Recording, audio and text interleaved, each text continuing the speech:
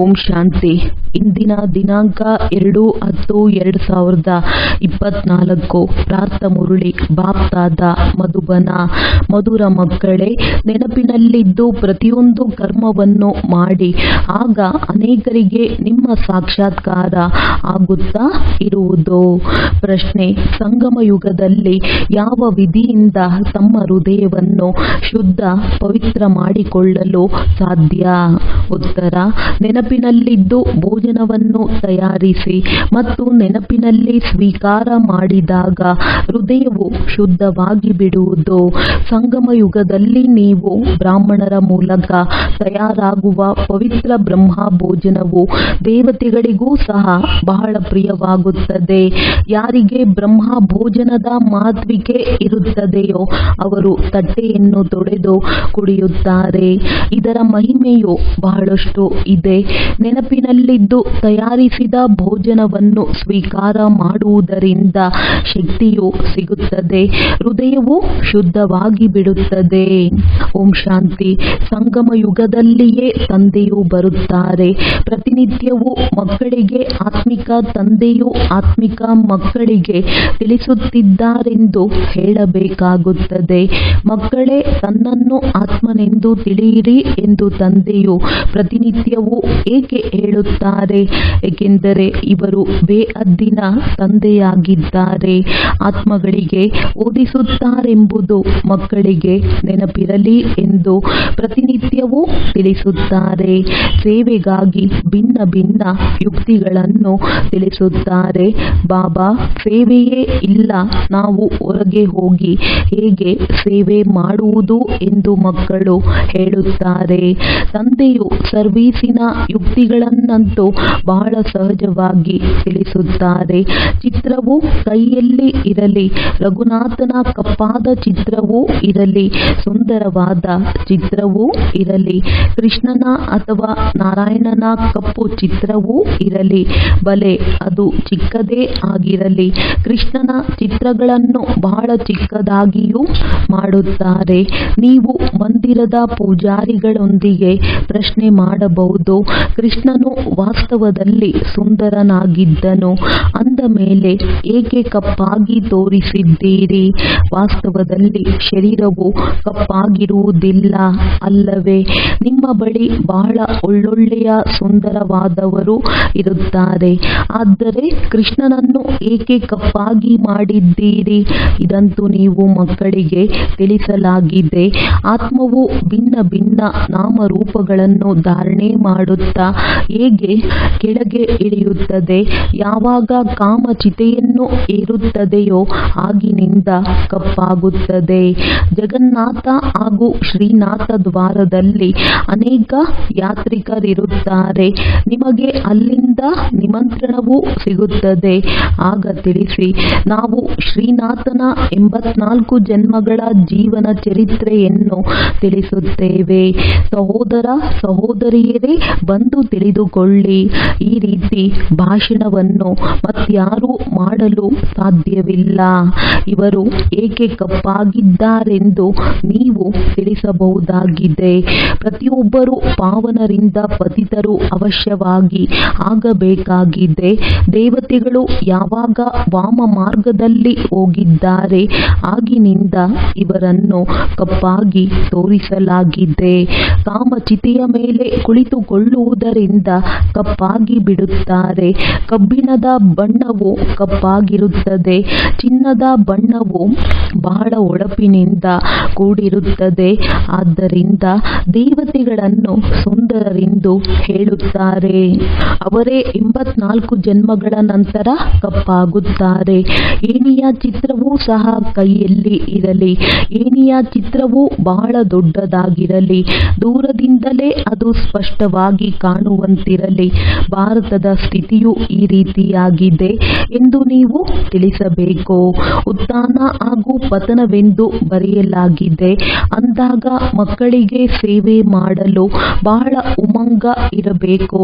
ಈ ಸೃಷ್ಟಿಯು ಹೇಗೆ ಸುತ್ತುತ್ತದೆ, ಸತ್ಯಯುಗ, ತ್ರೇತಾಯುಗ, ದ್ವಾಪರ ಯುಗ ಎಂಬುದನ್ನು ತಿಳಿಸಬೇಕು. ನಂತರ ಈ ಪುರುಷೋತ್ತಮ ಸಂಗಮ ಯುಗವನ್ನು ಸಹ ತೋರಿಸಬೇಕಾಗಿದೆ. ಬಲೆ ಬಹಳ ಚಿತ್ರಗಳನ್ನು ತೆಗೆದುಕೊಳ್ಳಬೇಡಿ. ಭಾರತಕ್ಕಾಗಿ ಏಣಿಯ ಚಿತ್ರವು ಬಹಳ ಮುಖ್ಯವಾಗಿದೆ. ಆದ್ದರಿಂದ ಈಗ ಪುನಃ ಪತಿತರಿಂದ ಹೇಗೆ ಪಾವನರಾಗಲು ಸಾಧ್ಯವೆಂಬುದು ತಿಳಿಸಬಹುದು.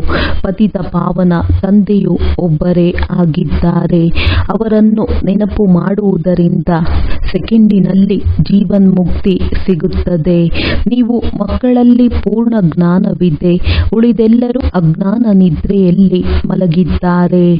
ಭಾರತವು ಜ್ಞಾನದಲ್ಲಿದ್ದಾಗ ಬಹಳ ಧನವಂತನಾಗಿತ್ತು. ಈಗ ಭಾರತವು ಅಜ್ಞಾನದಲ್ಲಿ ಇರುವುದರಿಂದ ಎಷ್ಟೊಂದು ಕಂಗಾಲಾಗಿದೆ. ಜ್ಞಾನಿ ಮನುಷ್ಯರು ಮತ್ತು ಅಜ್ಞಾನಿ ಮನುಷ್ಯರಿರುತ್ತಾರಲ್ಲವೇ. ದೇವತೆಗಳು ಮತ್ತು ಮನುಷ್ಯರು ಪ್ರಸಿದ್ಧವಾಗಿದ್ದಾರೆ. ಸತ್ಯಯುಗ ತ್ರೇತಾದಲ್ಲಿ ದೇವತೆಗಳು, ದ್ವಾಪರ ಕಲಿಯುಗದಲ್ಲಿ ಮನುಷ್ಯರು ಅಂದಾಗ ಹೇಗೆ ಸರ್ವಿಸ್ ಮಾಡಬೇಕೆಂದು ಸದಾ ಮಕ್ಕಳ ಬುದ್ಧಿಯಲ್ಲಿರಬೇಕು. ಅದನ್ನು ಸಹ ತಂದೆಯು ತಿಳಿಸುತ್ತಿರುತ್ತಾರೆ. ಏಣಿಯ ಚಿತ್ರವು ತಿಳಿಸಲು ಬಹಳ ಚೆನ್ನಾಗಿದೆ. ತಂದೆಯು ತಿಳಿಸುತ್ತಾರೆ, ಗೃಹಸ್ಥ ವ್ಯವಹಾರದಲ್ಲಿರಿ. ಶರೀರ ನಿರ್ವಹಣೆಗಾಗಿ ಉದ್ಯೋಗ ವ್ಯವಹಾರವನ್ನಂತೂ ಮಾಡಲೇಬೇಕಾಗಿದೆ. ಲೌಕಿಕ ವಿದ್ಯೆಯನ್ನು ಓದಲೇಬೇಕು. ಆದರೆ ಸಮಯವು ಸಿಕ್ಕಿದಾಗ ನಾವು ಅನ್ಯರ ಕಲ್ಯಾಣವನ್ನು ಮಾಡಲಾಗುವುದಿಲ್ಲ.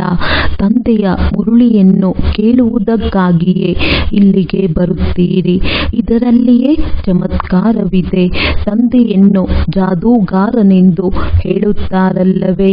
ನಿಮ್ಮ ಮುರುಳಿಯಲ್ಲಿ ಚಮತ್ಕಾರವಿದೆ ಎಂದು ಆಡುತ್ತಾರೆ. ಅಂದರೆ ಮುರುಳಿಯಿಂದ ಮನುಷ್ಯರಿಂದ ದೇವತೆಗಳಾಗಿ ಬಿಡುತ್ತೀರಿ. ತಂದೆಯ ವಿನಃ ಮತ್ಯಾರು ಇಂತಹ ಜಾದೂಗಾರರಿರುವುದಿಲ್ಲ.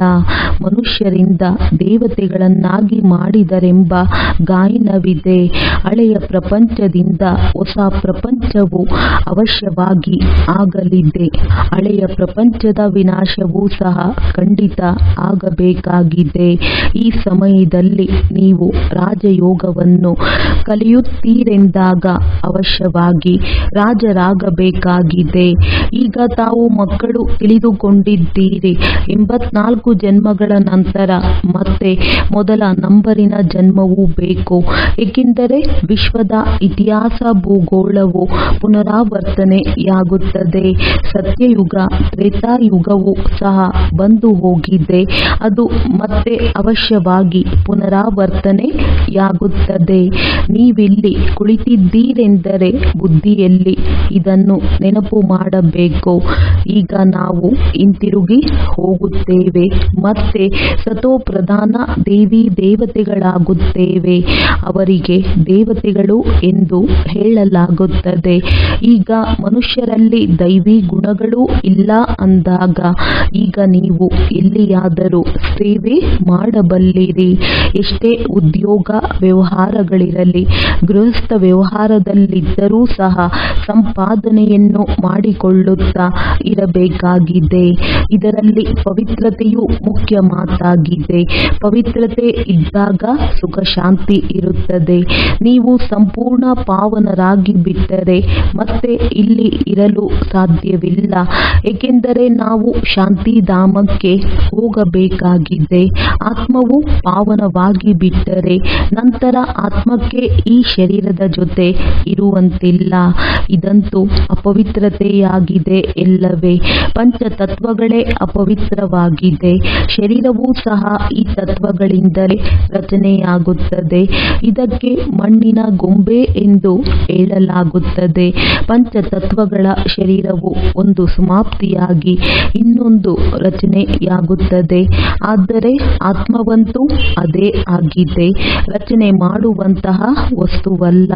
ಶರೀರವು ಮೊದಲು ಎಷ್ಟು ಚಿಕ್ಕದಾಗಿರುತ್ತದೆ, ನಂತರ ಎಷ್ಟೊಂದು ದೊಡ್ಡದಾಗಿರುತ್ತದೆ. ಎಷ್ಟೊಂದು ಕರ್ಮೇಂದ್ರಿಯಗಳು ಸಿಗುತ್ತವೆ. ಇದರಿಂದ ಆತ್ಮವು ಸಂಪೂರ್ಣ ಪಾತ್ರವನ್ನಭಿನಯಿಸುತ್ತದೆ. ಈ ಪ್ರಪಂಚವೇ ವಿಚಿತ್ರವಾಗಿದೆ. ಎಲ್ಲರಿಗಿಂತ ವಿಚಿತ್ರ ತಂದೆಯಾಗಿದ್ದಾರೆ. ಅವರೇ ಆತ್ಮಗಳ ಪರಿಚಯವನ್ನು ಕೊಡುತ್ತಾರೆ. ನಾವು ಆತ್ಮರು ಎಷ್ಟು ಸೂಕ್ಷ್ಮವಾಗಿದ್ದೇವೆ. ಆತ್ಮವು ಪ್ರವೇಶ ಮಾಡುತ್ತದೆ. ಪ್ರತಿಯೊಂದು ವಸ್ತು ವಿಚಿತ್ರವಾಗಿದೆ. ಪ್ರಾಣಿಗಳ ಶರೀರ ಇತ್ಯಾದಿಯು ಹೇಗೆ ರಚನೆಯಾಗುತ್ತದೆ? ಇದು ಆಶ್ಚರ್ಯವಲ್ಲವೇ? ಆತ್ಮವಂತೂ ಎಲ್ಲರಲ್ಲಿಯೂ ಅತಿ ಸೂಕ್ಷ್ಮವಾಗಿದೆ. ಆನೆಯು ಎಷ್ಟೊಂದು ದೊಡ್ಡ ಗಾತ್ರದಲ್ಲಿ ಇದೆ. ಅದರಲ್ಲಿ ಎಷ್ಟೊಂದು ಸೂಕ್ಷ್ಮ ಆತ್ಮವು ಹೋಗಿ ಕುಳಿತುಕೊಳ್ಳುತ್ತದೆ. ತಂದೆಯಂತೂ ಮನುಷ್ಯ ಜನ್ಮದ ಮಾತನ್ನು ತಿಳಿಸುತ್ತಾರೆ. ಮನುಷ್ಯರು ಎಷ್ಟು ಜನ್ಮಗಳನ್ನು ತೆಗೆದುಕೊಳ್ಳುತ್ತಾರೆ? 84 ಲಕ್ಷ ಜನ್ಮಗಳಂತೂ ಇಲ್ಲ. ತಂದೆಯು ತಿಳಿಸಿದ್ದಾರೆ. ಎಷ್ಟು ಧರ್ಮಗಳಿದೆಯೋ ಅಷ್ಟು ವಿಭಿನ್ನತೆ ಇರುತ್ತದೆ. ಪ್ರತಿಯೊಂದು ಆತ್ಮವು ಎಷ್ಟೊಂದು ಲಕ್ಷಣವುಳ್ಳ ಶರೀರವನ್ನು ತೆಗೆದುಕೊಳ್ಳುತ್ತದೆ. ಆಶ್ಚರ್ಯವಲ್ಲವೇ? ನಂತರ ಯಾವಾಗ ಚಕ್ರವು ಪುನರಾವರ್ತನೆಯಾಗುತ್ತದೆಯೋ ಪ್ರತಿ ಜನ್ಮದಲ್ಲಿ ಮುಖ ಲಕ್ಷಣಗಳು, ನಾಮ ರೂಪ ಎಲ್ಲವೂ ಬದಲಾಗುತ್ತದೆ. ಶ್ಯಾಮಕೃಷ್ಣ ಸುಂದರ ಕೃಷ್ಣ ಎಂದು ಹೇಳುವುದಿಲ್ಲ. ಕೃಷ್ಣನ ಆತ್ಮವು ಮೊದಲು ಸುಂದರವಾಗಿತ್ತು. ನಂತರ 84 ಜನ್ಮಗಳನ್ನು ತೆಗೆದುಕೊಳ್ಳುತ್ತಾ ಕಪ್ಪಾಗಿ ಬಿಡುತ್ತದೆ. ನಿಮ್ಮ ಆತ್ಮವೂ ಸಹ ಭಿನ್ನ ಭಿನ್ನ ಮುಖ ಲಕ್ಷಣಗಳು, ಭಿನ್ನ ಭಿನ್ನ ಶರೀರಗಳನ್ನು ತೆಗೆದುಕೊಂಡು ಪಾತ್ರವನ್ನಭಿನಯಿಸುತ್ತದೆ. ಇದು ಸಹ ನಾಟಕವಾಗಿದೆ. ನೀವು ಮಕ್ಕಳಿಗೆ ಎಂದೂ ಯಾವುದೇ ಚಿಂತೆ ಇರಬಾರದು. ಏಕೆಂದರೆ ಎಲ್ಲರೂ ಪಾತ್ರಧಾರಿಗಳಾಗಿದ್ದಾರೆ. ಒಂದು ಶರೀರವನ್ನು ಬಿಟ್ಟು ಇನ್ನೊಂದನ್ನು ತೆಗೆದುಕೊಂಡು ಪಾತ್ರವನ್ನಭಿನಯಿಸಲೇಬೇಕಾಗಿದೆ. ಪ್ರತಿ ಜನ್ಮದಲ್ಲಿ ಸಂಬಂಧ ಇತ್ಯಾದಿಗಳೆಲ್ಲವೂ ಬದಲಾಗುತ್ತದೆ. ಆದ್ದರಿಂದ ತಂದೆಯು ತಿಳಿಸುತ್ತಾರೆ, ಇದು ಮಾಡಲ್ಪಟ್ಟ ನಾಟಕವಾಗಿದೆ. ಆತ್ಮವೇ 84 ಜನ್ಮಗಳನ್ನು ತೆಗೆದುಕೊಳ್ಳುತ್ತಾ ತಮೋಪ್ರಧಾನವಾಗಿದೆ. ಈಗ ಮತ್ತೆ ಆತ್ಮವು ಸತೋಪ್ರಧಾನವಾಗಬೇಕಾಗಿದೆ. ಪಾವನವಂತೂ ಖಂಡಿತ ಆಗಲೇಬೇಕಾಗಿದೆ. ಪತಿತ ಸೃಷ್ಟಿ ಇತ್ತು, ಈಗ ಪತಿತವಾಗಿದೆ. ಮತ್ತೆ ಪಾವನರಾಗಬೇಕಾಗಿದೆ. ಸತೋಪ್ರಧಾನ ತಮೋಪ್ರಧಾನ ಶಬ್ದಗಳಂತೂ ಇದೆಯಲ್ಲವೇ? ಸತೋಪ್ರಧಾನ ಸೃಷ್ಟಿಯೇ ನಂತರ ಸತೋ ರಜೋ ತಮೋ ಸೃಷ್ಟಿಯಾಗುತ್ತದೆ. ಈಗ ಯಾರು ತಮೋಪ್ರಧಾನರಾಗಿದ್ದಾರೆ ಅವರೇ ಮತ್ತೆ ಸತೋಪ್ರಧಾನರಾಗುವುದು ಹೇಗೆ? ಪತಿತರಿಂದ ಪಾವನರಾಗುವುದು ಹೇಗೆ? ಸ್ಥೂಲ ನೀರಿನಿಂದಂತೂ ಪಾವನರಾಗುವುದಿಲ್ಲ. ಮಳೆಯಿಂದ ಮನುಷ್ಯರ ಮೃತ್ಯುವು ಆಗಿಬಿಡುತ್ತದೆ. ಪ್ರವಾಹವು ಬಂದಾಗ ಎಲ್ಲವೂ ಮುಳುಗಿ ಹೋಗುತ್ತದೆ. ಈಗ ತಂದೆಯು ತಿಳಿಸುತ್ತಿರುತ್ತಾರೆ, ಇವೆಲ್ಲ ಖಂಡಗಳು ಇರುವುದಿಲ್ಲ. ಇದರಲ್ಲಿ ಪ್ರಾಕೃತಿಕ ವಿಕೋಪಗಳು ಸಹ ಸಹಯೋಗ ಕೊಡುತ್ತದೆ. ಎಷ್ಟು ಮಂದಿ ಮನುಷ್ಯರು, ಪ್ರಾಣಿ, ಪಕ್ಷಿ ಎಲ್ಲವೂ ಮುಳುಗಿ ಹೋಗುತ್ತದೆ. ಸ್ಥೂಲ ನೀರಿನಿಂದ ಪಾವನರಾಗಿ ಬಿಡುತ್ತಾರೆಂದಲ್ಲ, ಆ ಶರೀರವಂತೂ ಹೊರಟು ಹೋಗುತ್ತದೆ. ಈಗ ಶರೀರವು ಪತಿತದಿಂದ ಪಾವನವಾಗುವುದಿಲ್ಲ. ಆತ್ಮವೇ ಪಾವನವಾಗಬೇಕಾಗಿದೆ. ಅಂದಾಗ ಪತಿತ ಪಾವನ ತಂದೆಯು ಒಬ್ಬರೇ ಆಗಿದ್ದಾರೆ. ಬಲೆ ಅವರು ಜಗದ್ಗುರುಗಳೆಂದು ಕರೆಸಿಕೊಳ್ಳುತ್ತಾರೆ.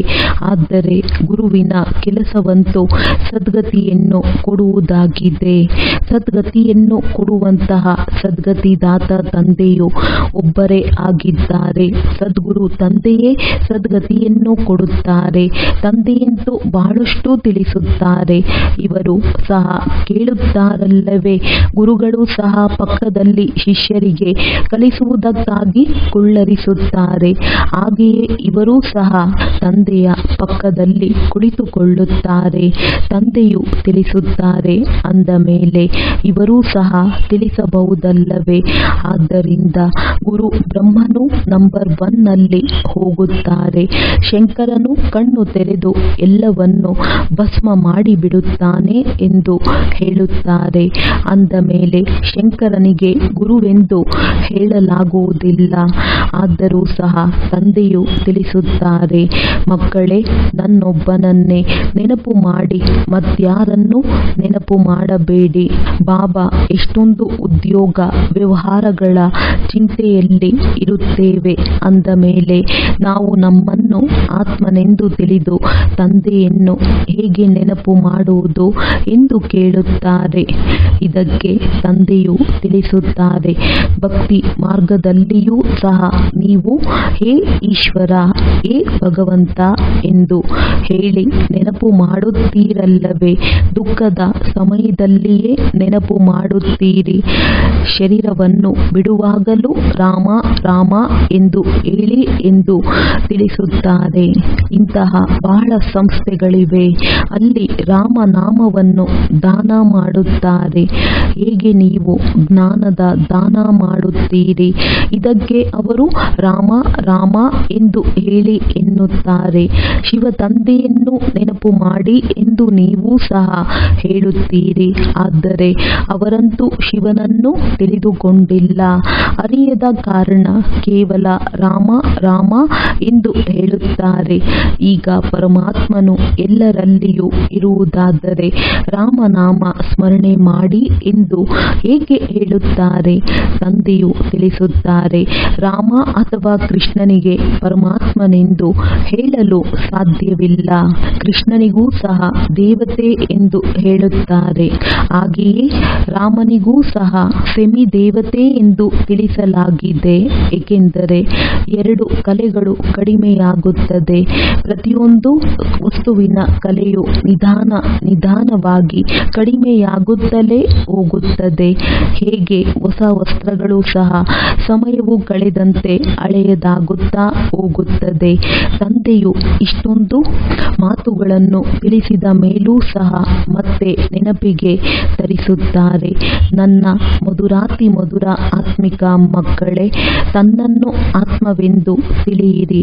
ಸ್ಮರಣೆ ಮಾಡಿ ಮಾಡಿ ಸುಖವನ್ನು ಪಡೆಯಿರಿ. ಇಲ್ಲಂತೂ ದುಃಖಧಾಮವಾಗಿದೆ. ಆದ್ದರಿಂದ ತಂದೆ ಮತ್ತು ಆಸ್ತಿಯನ್ನು ನೆನಪು ಮಾಡಿ.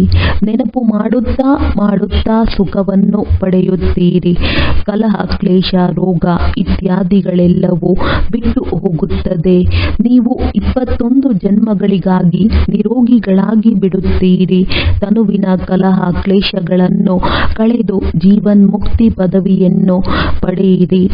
ಈ ರೀತಿ ಆಡುತ್ತಾರೆ, ಆದರೆ ಅದರಂತೆ ಮಾಡುವುದಿಲ್ಲ.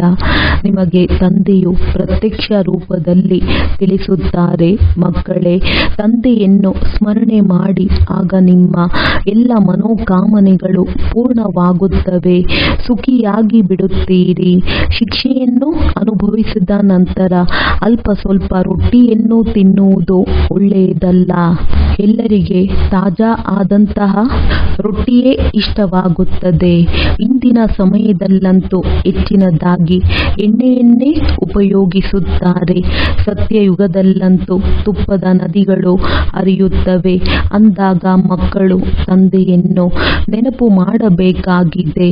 ಹಾಗೆಂದು ಹೇಳಿ ಇಲ್ಲಿಯೇ ಕುಳಿತು ತಂದೆಯನ್ನು ನೆನಪು ಮಾಡಿ ಎಂದು ತಂದೆಯು ಹೇಳುವುದಿಲ್ಲ. ಹಾಗೆ ಮಾಡುವಂತಿಲ್ಲ. ನಡೆಯುತ್ತಾ ತಿರುಗಾಡುತ್ತಾ ಶಿವ ತಂದೆಯನ್ನು ನೆನಪು ಮಾಡಬೇಕಾಗಿದೆ. ಉದ್ಯೋಗ ವ್ಯವಹಾರಗಳನ್ನು ಮಾಡಬೇಕು. ಆದರೆ ತಂದೆಯ ನೆನಪು ಬುದ್ಧಿಯಲ್ಲಿ ಇರಬೇಕು. ಲೌಕಿಕ ತಂದೆಯ ಮಕ್ಕಳು ಉದ್ಯೋಗ ಮಾಡುತ್ತಿದ್ದರೂ ಸಹ ತಂದೆಯ ನೆನಪು ಇರುತ್ತದೆ ಇಲ್ಲವೇ? ಯಾರೇ ಕೇಳಿದರೂ ಸಹ ನಾವು ಯಾರ ಮಕ್ಕಳಾಗಿದ್ದೇವೆಂಬುದನ್ನು ತಕ್ಷಣ ತಿಳಿಸುತ್ತಾರೆ. ಜೊತೆಗೆ ತಂದೆಯ ಆಸ್ತಿಯೂ ಸಹ ಬುದ್ಧಿಯಲ್ಲಿ ನೆನಪು ಇರುತ್ತದೆ. ಹಾಗೆಯೇ ನೀವು ಸಹ ತಂದೆಯ ಮಕ್ಕಳಾಗಿದ್ದೀರಿ. ಅಂದಾಗ ಆಸ್ತಿಯೂ ನೆನಪಿದೆ.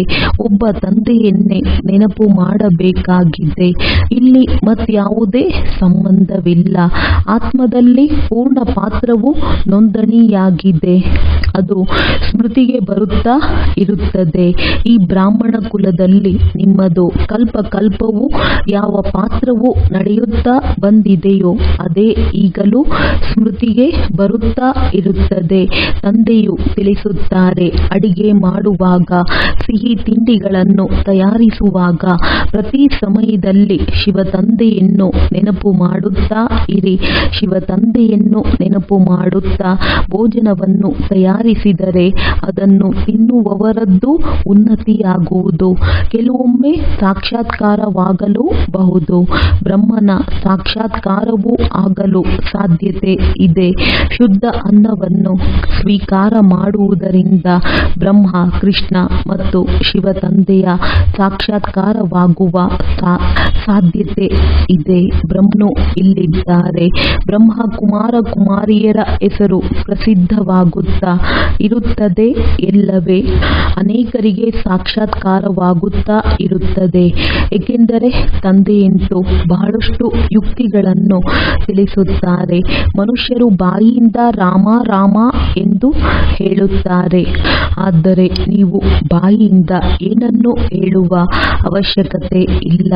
ಹೇಗೆ ನಾವು ಗುರುನಾನಕರಿಗೆ ನೈವೇದ್ಯವನ್ನು ಇಡುತ್ತಿದ್ದೇವೆ ಎಂದು ಅವರು ತಿಳಿಯುತ್ತಾರೆ. ನೀವು ಸಹ ನಾವು ಶಿವ ತಂದೆಗೆ ಪ್ರಸಾದವನ್ನು ಇಡಲು ಆಹಾರವನ್ನು ತಯಾರಿಸುತ್ತೇವೆಂದು ತಿಳಿಯುತ್ತೀರಿ. ಶಿವ ತಂದೆಯನ್ನು ನೆನಪು ಮಾಡುತ್ತಾ ತಯಾರಿಸಿದರೆ ಅನೇಕರ ಕಲ್ಯಾಣವಾಗುತ್ತದೆ. ಆ ಭೋಜನವು ಶಕ್ತಿಯುಕ್ತವಾಗುತ್ತದೆ. ಆದ್ದರಿಂದ ತಂದೆಯು ಭೋಜನವನ್ನು ತಯಾರಿಸುವವರಿಗೂ ಹೇಳುತ್ತಾರೆ, ಶಿವ ತಂದೆಯನ್ನು ನೆನಪು ಮಾಡುತ್ತಾ ತಯಾರಿಸುತ್ತೀರಾ? ಶಿವ ತಂದೆಯ ನೆನಪಿದೆಯೇ ಎಂದು ಬರೆಯಲಾಗಿದೆ. ನೆನಪಿನಲ್ಲಿದ್ದು ತಯಾರಿಸುತ್ತೀರೆಂದರೆ ಅದನ್ನು ಸ್ವೀಕಾರ ಮಾಡುವವರಿಗೂ ಶಕ್ತಿ ಸಿಗುತ್ತದೆ. ಹೃದಯವು ಶುದ್ಧವಾಗುತ್ತದೆ. ಬ್ರಹ್ಮ ಭೋಜನದ ಗಾಯನವೂ ಇದೆಯಲ್ಲವೇ. ಬ್ರಾಹ್ಮಣರು ತಯಾರಿಸುವ ಭೋಜನವು ದೇವತೆಗಳು ಸಹ ಬಯಸುತ್ತಾರೆ. ಇದು ಶಾಸ್ತ್ರಗಳಲ್ಲಿದೆ. ಬ್ರಾಹ್ಮಣರು ತಯಾರಿಸಿದ ಆಹಾರವನ್ನು ಸ್ವೀಕರಿಸುವುದರಿಂದ ಬುದ್ಧಿಯು ಶುದ್ಧವಾಗಿ ಬಿಡುತ್ತದೆ, ಶಕ್ತಿ ಇರುತ್ತದೆ. ಬ್ರಹ್ಮ ಭೋಜನಕ್ಕೆ ಬಹಳ ಮಹಿಮೆ ಇದೆ. ಯಾರಿಗೆ ಬ್ರಹ್ಮ ಭೋಜನದ ಮಹತ್ವಿಕೆ ಇರುವುದೋ ಅವರು ತಟ್ಟೆಯನ್ನು ತೊಳೆದು ಕುಡಿಯುತ್ತಾರೆ. ಬಹಳ ಶ್ರೇಷ್ಠವೆಂದು ತಿಳಿಯುತ್ತಾರೆ. ಭೋಜನವಿಲ್ಲದೆ ಇರಲು ಸಾಧ್ಯವಿಲ್ಲ. ಬರಗಾಲದಲ್ಲಿ ಭೋಜನವಿಲ್ಲದೆ ಶರೀರವನ್ನು ಬಿಡುತ್ತಾರೆ. ಆತ್ಮವೇ ಭೋಜನವನ್ನು ಸ್ವೀಕಾರ ಮಾಡುತ್ತದೆ. ಈ ಕರ್ಮೇಂದ್ರಿಯಗಳ ಮೂಲಕ ಆತ್ಮವೇ ರುಚಿಯನ್ನು ತೆಗೆದುಕೊಳ್ಳುತ್ತದೆ. ಚೆನ್ನಾಗಿದೆ ಅಥವಾ ಇಲ್ಲ ಎಂಬುದನ್ನು ಆತ್ಮವೇ ಹೇಳುತ್ತದೆ ಎಲ್ಲವೇ. ಇದು ಬಹಳ ರುಚಿಕರವಾಗಿದೆ, ಶಕ್ತಿಯುತವಾಗಿದೆ ಎಂದು ಹೇಳುತ್ತದೆ ಎಲ್ಲವೇ. ಮುಂದೆ ಹೋದಂತೆ ನೀವು ಉನ್ನತಿಯನ್ನು ಪಡೆಯುತ್ತಾ ಹೋಗುತ್ತೀರೋ ಹಾಗೆಯೇ ನಿಮಗೆ ಭೋಜನವೂ ಸಹ ಅಂತಹದ್ದೇ ಸಿಗುತ್ತದೆ. ಆದ್ದರಿಂದ ತಂದೆಯು ಮಕ್ಕಳಿಗೆ ತಿಳಿಸುತ್ತಾರೆ, ಮಕ್ಕಳೇ ನೆನಪು ಮಾಡುತ್ತಾ ಭೋಜನವನ್ನು ತಯಾರಿಸಿ. ತಂದೆಯು ತಿಳಿಸುವ ಮಾತುಗಳನ್ನು ಕಾರ್ಯಗಳಲ್ಲಿ ತರಬೇಕಲ್ಲವೇ. ನೀವು ತಂದೆಯ ಮನೆಯವರಾಗಿದ್ದೀರಿ. ನಂತರ ಮಾವನ ಮನೆಗೆ ಸ್ವರ್ಗ ಹೋಗುತ್ತೀರಿ. ಸೂಕ್ಷ್ಮ ವತನದಲ್ಲಿಯೂ ಸಹ ಪರಸ್ಪರ ಮಿಲನ ಮಾಡುತ್ತಾರೆ. ಭೋಗವನ್ನು ತೆಗೆದುಕೊಂಡು ಹೋಗುತ್ತಾರೆ. ದೇವತೆಗಳಿಗೆ ಭೋಗವನ್ನಿಡುತ್ತಾರಲ್ಲವೇ. ನೀವು ಬ್ರಾಹ್ಮಣರು ಅಲ್ಲಿಗೆ ಹೋಗುತ್ತೀರಿ. ಅಲ್ಲಿ ದೇವತೆಗಳೂ ಸಹ ಬರುತ್ತಾರೆ. ಅಲ್ಲಿ ಎಲ್ಲರ ಸಭೆಯು ಸೇರುತ್ತದೆ.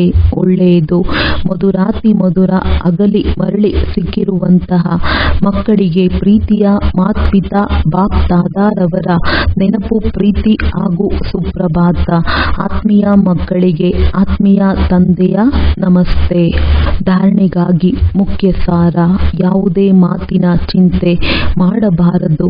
ಏಕೆಂದರೆ ಈ ನಾಟಕವು ಬಹಳ ನಿಖರವಾಗಿ ಮಾಡಲ್ಪಟ್ಟಿದೆ. ಎಲ್ಲ ಪಾತ್ರಧಾರಿಗಳು ಇದರಲ್ಲಿ ತಮ್ಮ ತಮ್ಮ ಪಾತ್ರವನ್ನು ಅಭಿನಯಿಸುತ್ತಿದ್ದಾರೆ. ಜೀವನ್ಮುಕ್ತ ಪದವಿಯನ್ನು ಪಡೆಯಲು ಅಥವಾ ಸದಾ ಸುಖಿಯಾಗಲು ಆಂತರಿಕವಾಗಿ ಒಬ್ಬ ತಂದೆಯದೇ ಸ್ಮರಣೆ ಮಾಡಬೇಕಾಗಿದೆ. ಬಾಯಿಯಿಂದ ಏನನ್ನು ಹೇಳುವಂತಿಲ್ಲ. ಇಲ್ಲ. ಭೋಜನವನ್ನು ತಯಾರಿಸುವ ಹಾಗೂ ಸ್ವೀಕರಿಸುವ ಸಮಯದಲ್ಲಿ ಅವಶ್ಯವಾಗಿ ತಂದೆಯ ನೆನಪಿನಲ್ಲಿರಬೇಕು. ವರದಾನ: ಸ್ವಾರ್ಥ, ಈರ್ಷೆ ಮತ್ತು ಸಿಡಿಮಿಡಿಗುಟ್ಟುವುದು ಇದರಿಂದ ಮುಕ್ತರಾಗಿರುವಂತಹ ಕ್ರೋಧಮುಕ್ತ ಭವ. ಯಾವುದೇ ವಿಚಾರ ಬಲೆ ಕೊಡಿ, ಸೇವೆಗಾಗಿ ಸ್ವಯಂವನ್ನು ಅರ್ಪಿಸಿಕೊಳ್ಳಿ. ಆದರೆ ವಿಚಾರದ ಹಿಂದೆ ಆ ವಿಚಾರವನ್ನು ಇಚ್ಛೆಯ ರೂಪದಲ್ಲಿ ಬದಲಿ ಮಾಡಬೇಡಿ.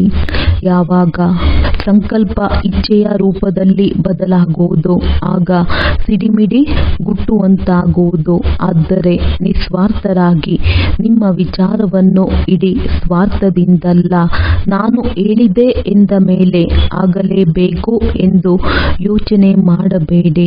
ನಿಮ್ಮನ್ನು ಅರ್ಪಣೆ ಮಾಡಿಕೊಳ್ಳಿ. ಏಕೆ, ಏನು ಎನ್ನುವುದರಲ್ಲಿ ಬರಬೇಡಿ.